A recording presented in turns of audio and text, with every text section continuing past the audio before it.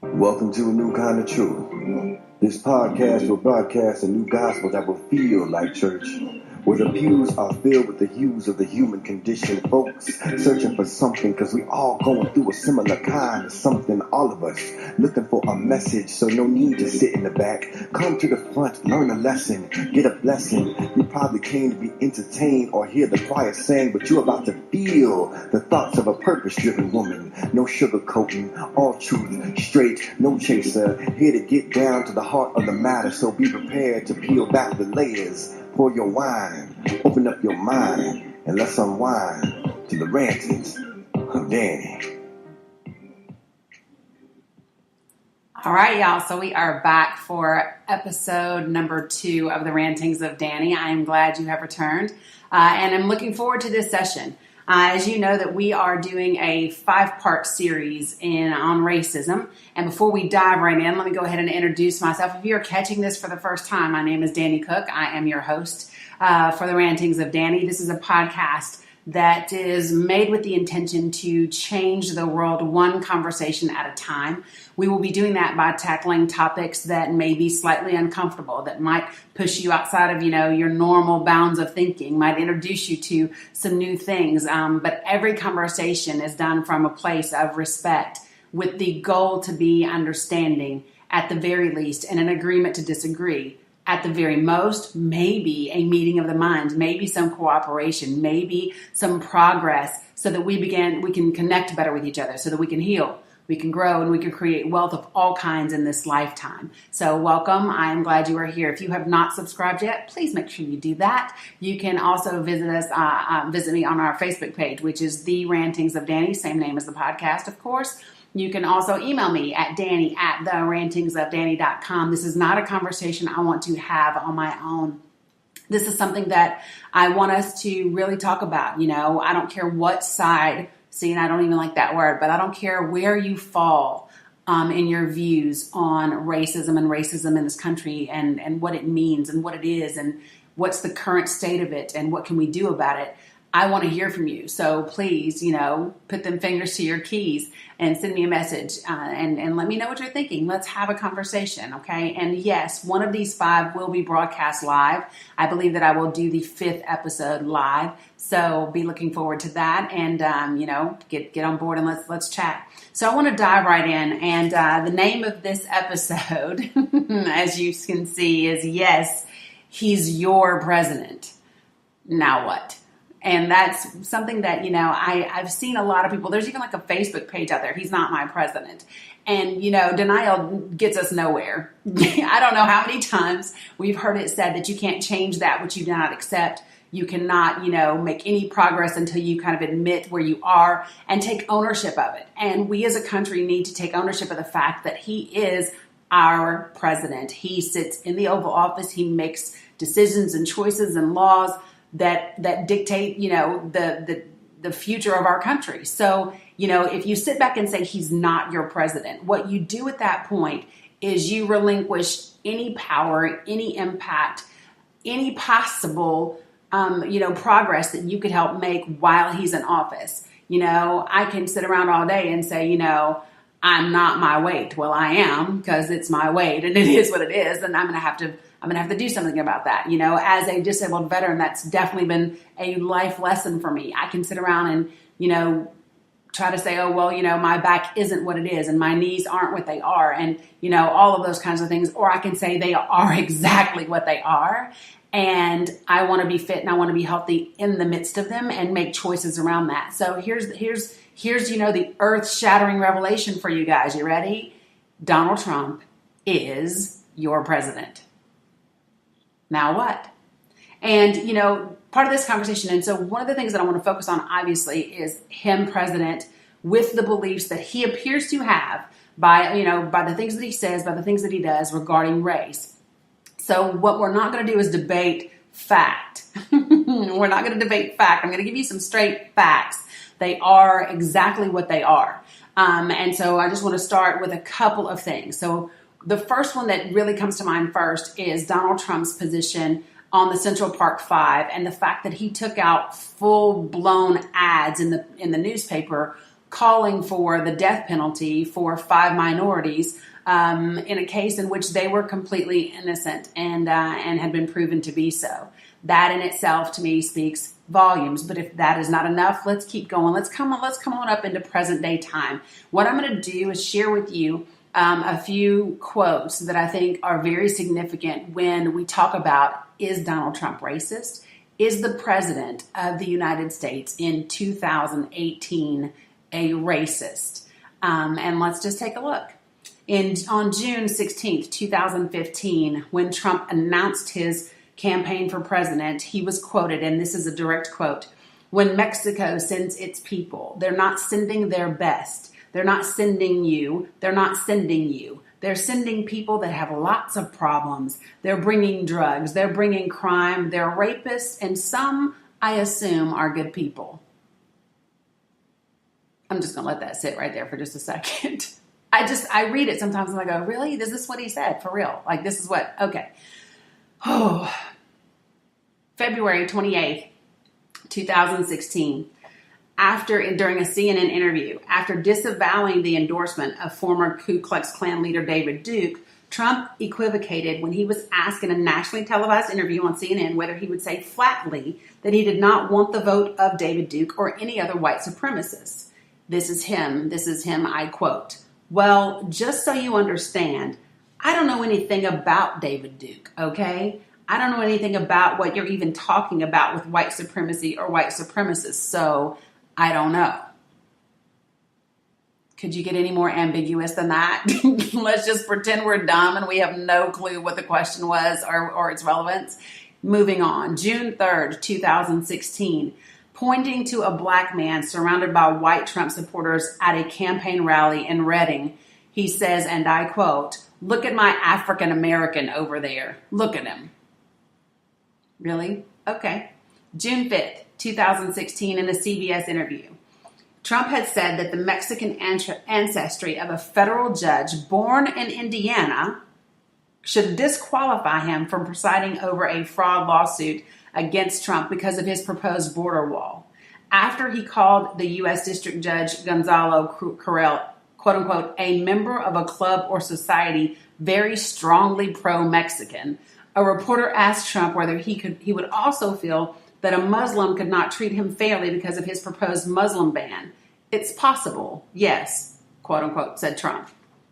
July 16th, 2016, at a rally in Ohio, Trump defended his posting on Twitter of a 6-pointed star, a pile of cash, and an image of Hillary Clinton with the caption, "Most corrupt candidate ever."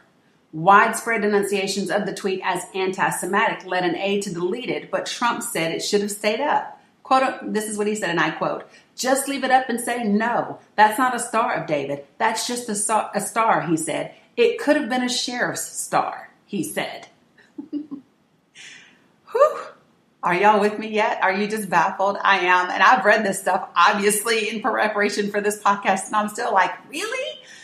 Yes, folks, he is your president. June 2017, at an Oval Office meeting, according to a New York Times report quoting unnamed officials, a White House spokesman denied the report. Haitian immigrants, quote unquote, all have AIDS, and Nigerian immigrants will never, quote unquote, go back to their huts in Africa. Nah, he's not racist. He has no prejudice whatsoever. August 15th, 2017, days after a woman was killed and dozens injured in Charlottesville, Virginia, after torch-bearing Ku Klux Klansmen and other white supremacists waving Confederate flags and chanting, "Jews will not replace us," confronted counter-protesters over the removal of a Robert E. Lee statue, Trump is quoted as being said, "I think there is blame on both sides." You also had people that were very fine people on both sides. Not all of those people were neo-Nazis, believe me. Did you catch that part? The believe me. Not all of those people were white supremacists by any stretch. Okay. Anyway, August 22nd, 2017, at a rally in Phoenix, referring to the removal of Confederate monuments, Donald Trump said this: "They're trying to take away our culture." Did anybody else just like fall out of your chair just now? They're trying to take away our culture. Okay. They're trying to take away our culture. They're trying to take away our history. I can't even get past like the second sentence, y'all. Okay, let me start the quote again. Let me start it again because there's so much I want to say. I'm just like, what? Okay, here we go. They're trying to take away our culture. They're trying to take away our history, and our weak leaders, they do it overnight. These things have been there for 150 years, for 100 years. You go back to a university and it's gone. Weak people, he said. November 27th, 2017, in a slur directed at Senator Elizabeth Warren, who has claimed Native American heritage, in his remarks honoring Navajo veterans for their service in World War II. He said, and I quote, "You were here long before any of us were here. Although we have a representative in Congress who they say was here a long time ago, they call her Pocahontas." Really? Okay. November 29th, 2017, he retweeted, he loves Twitter. Trump drew condemnation from British Prime Minister Theresa May because he shared 3 anti-Muslim videos from a far-right British nationalist who was recently arrested for incited hatred and violence against Muslims. The videos purported to show Muslims engaged in violent or anti-Christian acts. One of them, titled "Muslim Migrant Beats Up Dutch Boy on Crutches," did not actually show a migrant beating the boy. The attacker was actually born and raised in the Netherlands. But Trump found it appropriate as the President of the United States to retweet 3 videos by that group, by that person. So here's the thing, folks. Those are facts. Like you can't say, oh, he didn't say that, because he did. He absolutely did. And anyone who is objectively listening to those words hears and understands the racial undertone, the racial prejudice, the racist discrimination in all of those things. You just do. You just hear them. What you hear is vague, ambiguity. Let me just sidestep. Let me not address that. In when he's directly asked a question when it comes to neo-Nazis, when he's directly asked a question when it comes to white supremacists. And I'll just share this. And what I want you to do is do your own research. I want you to just take a look at a lot of the interviews where President Trump talks about him being smarter than everybody else and that he comes from a special group of people. They have a super gene. They have a genetic advantage. He literally believes there's a group of people who just happen to be white people, by the way, that have a gene that makes them superior, that makes them smarter than other people. He's literally been in television interviews for decades talking about the fact that he has this gene. Do your own research. Check it out, right? Now, let me just stop and say this. I don't think that I've blown anybody's socks off with, revelations that you never knew or that you'd never heard. And that's not really the point of this episode. What I want to talk about now is, what do we do? How do you handle it? Let me just share what I think we don't do. And one of the things that I think is problematic in finding a solution. So the first thing would absolutely be he's not my president, right? Obviously, if you take that view, if you take that vantage point, then you take your own power away as an American citizen. He is your president. You don't have to like him as a person, right? You don't have to agree with everything he says or does, right? But he is as much your president as Barack Obama was everybody else's president. The office is not in question, okay? We might not like the kind of president that he is. We might not agree with his politics, his ethics, his morals, his judgment, any of those things. It doesn't take away the fact that that's his position and that's what he holds. I think that there's a difference between respecting the office and respecting the man. And I also think that there's a difference between respecting the human being and respecting the person that he is, in terms of his characteristics, in terms of his personality, in terms of his morals and the way that he conducts himself and the things that he says. There's a basic level of human right and human dignity that we are lacking in this society. And that's really more the point of this episode. And I want y'all to just try this on with me and go with me for just a minute. If we rewind the hands of time and we go all the way back to slavery, One of the things that made slavery so effective, and what I believe enabled whites to practice slavery in such a way with such fierce cognitive dissonance, where they were able to read the Bible and believe in Christianity and yet literally beat, slaughter, rape, and murder people of color. I think that the reason that was allowed to take place in their mind is because the first thing they did was dehumanize us. The first thing they did was say, hey, they're not really people. They're savages. They're animals. They're 3/4 of a human being. And so in doing that way, in dehumanizing someone, if you look at someone and say that's not really a person, you take away the fact that they have a spirit, you take away the fact that they have a soul and that they have emotions, and it allows you to be desensitized in the things that you do. And that's one of the things that I think, was so effective. And here, I said it in the last episode, where, you would hear slave owners say, oh, well, Henry's a good nigger. Henry's a good nigger, because they got to know Henry as a person, as a human being, right? Whenever you, but there was still that extra piece that when it came down to it, he was better than the others, but still not quite fully human. And what I see taking place in our society right now that is a little scary is the fact that we do such broad dehumanizing across the board. And you see it a lot in mainstream media, and you see it a lot in language. And I really want to, just throw this out there and get you to consider that language is the key to everything. The way that our brain relates to what is, the way that our brain connects and relates to events, people, places, situations, experiences is through the language that we give it. And what I mean by that is, if my brain connects to something, it's only because of the name that I give it. So if I hold up two fingers, my pointer finger and my middle finger, which I'm doing right now, right? And I say, what is this? Well, some of you might say that's the number 2. Some of you might say that's a peace sign. Some of you might say deuces, you're out. Some of you might say it's just your 2 fingers. Again, it's the language that we give it that makes it whatever it is. So when we start to refer to each other in terms like the right and the left, well, those are directions. Those are directions. Those are navigational descriptions, right? You then don't have people. You don't have people with families who are concerned. You don't have people with ideas. You don't have people with fears and hopes and dreams. You have the right and the left, right?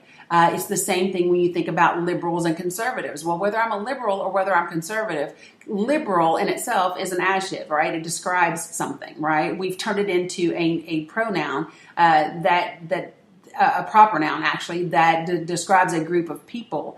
And in doing so, we've taken away the humanity that goes along with it. The same thing with the conservatives, right? Let me give you let's drill down to he is your president. You are doing that when you speak of him, when you call him 45 and when you call him orange. You've reduced him to a number and a color, which do not have feelings, spirit, souls, emotions, right? And maybe some of you are like, well, he doesn't have those things. I get it. I totally get it. But here's the thing. At the end of the day, whether he has the full capacity to express empathy or not, I'm not entirely sure, because I don't personally know him. I haven't seen that demonstrated. I do when I watch him, when I watch his behavior and the way that he interacts and the way that he speaks, I do see something, my personal opinion, I see the inability to express emotion.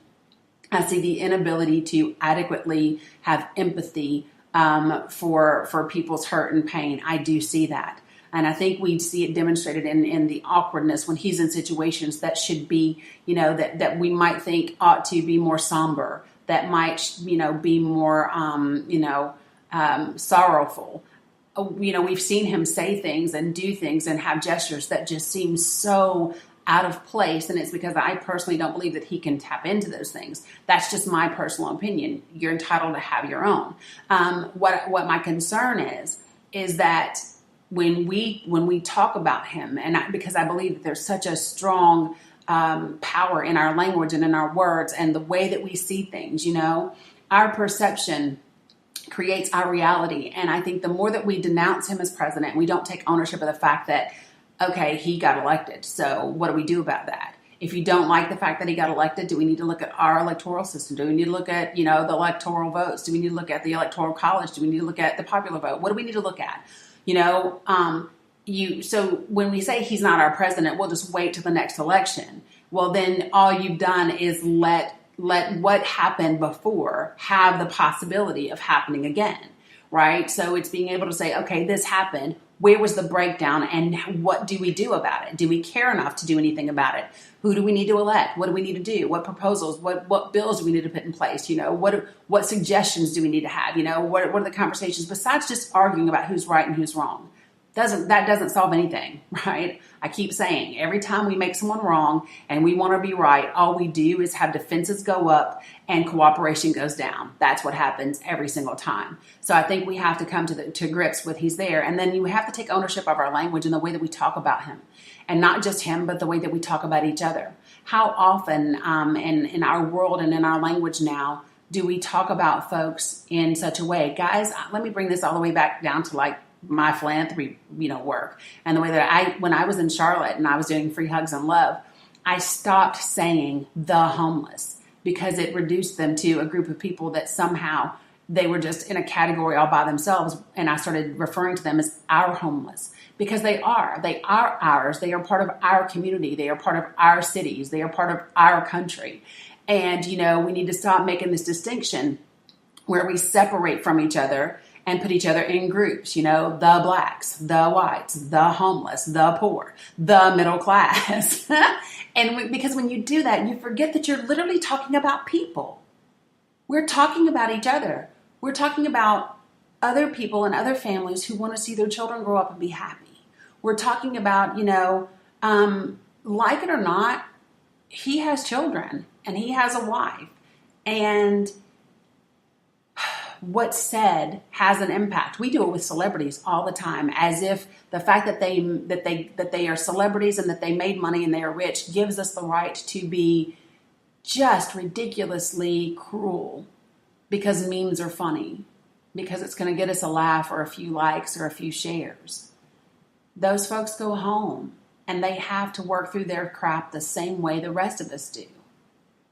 So the purpose in this episode isn't just to say, he's your president, suck it up and deal with it. It's to say, first, we have to accept the things that are fact, even if we don't like them, because it's only in the acceptance of them can we birth a place for change to actually occur. Second, we have to remember to view each other, that we're all in this together. Like it or not, folks, we are all in this together. And the groups of people that I see, people of color obviously are having a hard time. The second group of people that I think have a hard time with him are, of course, women. And I think we see that from the grab and by the and all of that good stuff, right?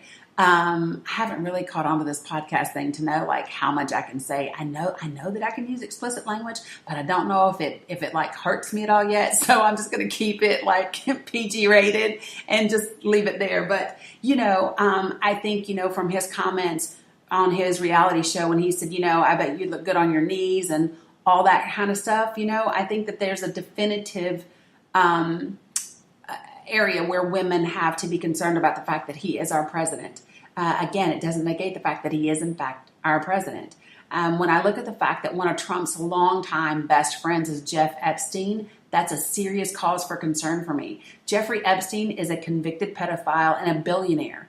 And the two of them used to, take private jets together for these exclusive parties. And in an interview that I personally saw Trump had when he speaks of Jeff Epstein, he says, yeah, Jeff's a good guy, real good friend of mine, good guy. He likes him a little on the young side. That's what he said. Jeff Epstein liked 13 and 14-year-old little girls. But to Trump, that's a little on the young side. So again, I don't care what color you are listening to this podcast. What I want you to do is really start to think about these things that are being said and ask yourself, if you had blinders on and you didn't know the color of the person saying them, if you didn't know anything else, but all you heard were these types of quotes, were these types of things being said, if you heard some man say that the way that he regards women because of his status was that he could just grab them by their vaginas, would that be someone you want making decisions about your daughter's future? I personally think it's creepy that he said if Melania wasn't his daughter, he'd be dating her. The fact that you can even think about dating your daughter is kind of creepy to me, but that's not really what the point of this is. But I'm just saying, that's kind of my take on it, right? I want us to understand that one of my biggest concerns in the way that he leads this country is it's from a place of fear. And that's how he gains support. When you think about it, and he talks about the wall, when he talks about a Muslim ban, when he talks about immigrants, when he talks about the dreamers, and he places crime and terrorism and all of those things at the feet of those folks, all that is to stir up fear from people who, quite frankly, don't know any better. The majority of his base are not really well educated individuals who are socioeconomically disadvantaged. And what they don't realize is that his prejudice actually applies to poor people as well. In my personal opinion, and this is my rant, so I'm going to give it to you, is I think he has a hierarchy, right? I think his level of prejudice, kind of starts with people of color. Any people of color, you get to come first. Second would be women, right? Third would be poor. And then, then you have his group of elite folks that he's okay with them and how they exist and how they get along. I think that that's a problem. We have what I consider is like the 5-year-old bully on the playground. The rich kid in school who was kind of overweight, not cute, but had a lot of money, so people put up with him, and he kind of bullied people and said things that were inappropriate, and nobody really knew how to rein him in. Yeah, that's what we have running our country. And what I think about, this is the way that I have to position it, and I would just throw this out there for you to consider, is what happened. What happened in his life that's who he is? That's one of the things that I ask myself when I see people doing things. So a year ago, a little over a year ago, when I was still living in Charlotte, and I was doing Free Hugs and Love, and I over the last 3 years or so, I had really gotten to know some of the homeless community, and I would buy them lunch. We would sit down and talk. I would get them hotel rooms sometimes just to get them off the street for a night or two. And over the years, I got to know some of them really, really well. And after, a couple of significant interactions with them, I asked if it was okay for me to spend the weekend on the street living with them like they do, because I really wanted to understand. I wanted to get it. And, and I had people say to me, well, some of them choose to live that way. Some of them, that's what they want. That's how they choose to be. And my immediate response was, I get that. And for some of them, that is true. But what in the world has to have happened in your life for that to be what you choose? What has to have happened? What kind of disappointments, what kind of hurt, what kind of abandonment, what kind of devastation must you have experienced to want to live a life of that time, of that kind? And, I think about what must have happened, because babies aren't born this way. I think we're all born whole, perfect, and complete. That's my belief. So what happened? What happened over the course of the years that this became okay in the treatment of people and the way that we view people and the blatant disregard for those around us? And in my opinion, it's all fear-based.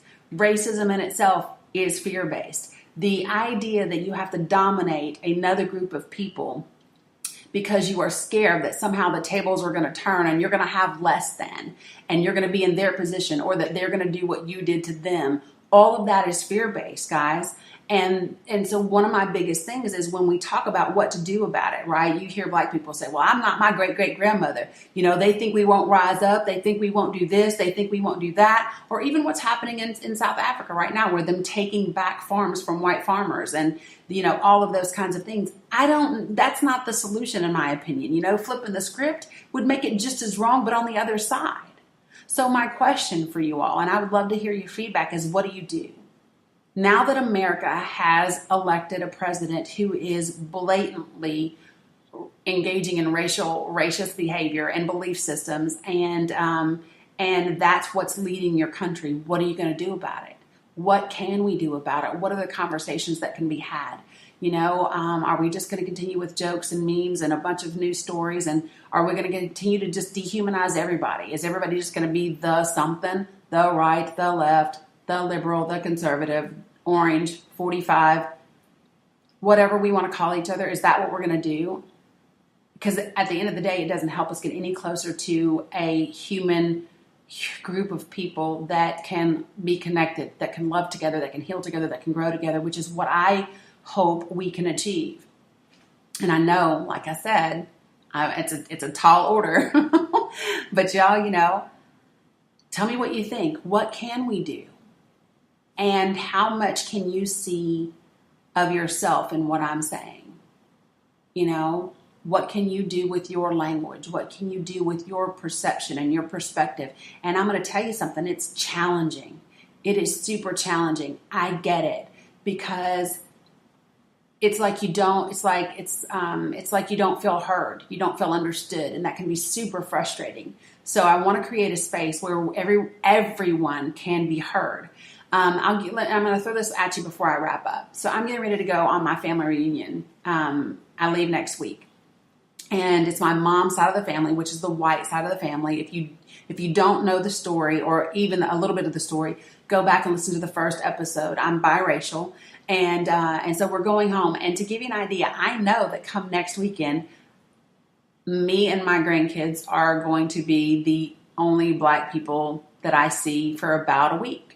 And the reason why is the town where my mom is from is in Iowa, and there's less than 6,000 people there. That's a real number. It's like 5,979 as of 2016. And then we're leaving there and going to where my uncles live, and the town they live in has 12,000 people, and it's in Missouri. So here's the thing. When I hear them, when I listen to them, when I get looks and get stares, part of me goes, oh my God, it's 2018.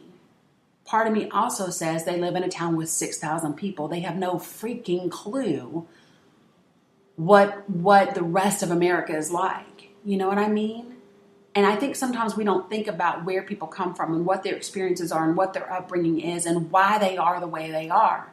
And while it's not an excuse, it's a fact. And we have to deal with those facts. And so we have to be tolerant of each other and what we don't know and what we don't understand. I remember having to explain to my white friends growing up when they came to my house and we were going to do our hair that I needed hair grease, right? And they were like, wait, you put grease in your hair? I have to wash my hair every day so I don't have grease. I was like, yes, listen, you can think I'm light, bright, and nearly white, but you'll know I'm black when I break out the coconut oil and the blue magic. Y'all know what it is. That's how it gets down around these parts. So, we have to be mindful of each other. A lot of it is just plain ignorance, and we are scared of what we don't know. So I believe it's our responsibility to create a space that is inviting, that is not threatening, in order for people to put down their guard and be willing to learn what they don't know because they're scared of it. And that's on both sides of the fence, folks. So again, I'm going to invite you to check out some of the information that I gave you in this episode. Email me at danny@therantingsofdanny.com. Visit me on Facebook, The Rantings of Danny. I also have another page that's Danny Cook, like author, poet, coach. You can hit me up there. And I want to have this conversation. Especially, I would love to hear from some of the folks who listen, who may be Trump supporters, who maybe are, people of color. If you have had like real interaction, maybe you've been to a rally, any of those things, let's talk about it. And what I'd love to hear most is, what are your ideas? What can we do? What can we do? Because he is, in fact, our president. You know what I mean? So I end this broadcast the same way every single time, and every other broadcast I always say, be amazing, be love, and be light. I will see you all for episode 3 coming up soon. I appreciate you for listening. Please subscribe. Take care of you. Be kind to one another and all that good, yummy goodness. I am out of here. See you later, folks.